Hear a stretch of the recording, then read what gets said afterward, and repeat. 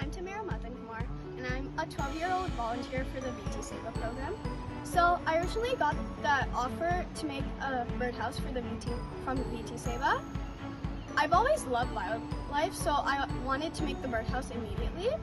So I made the birdhouse, as you can see.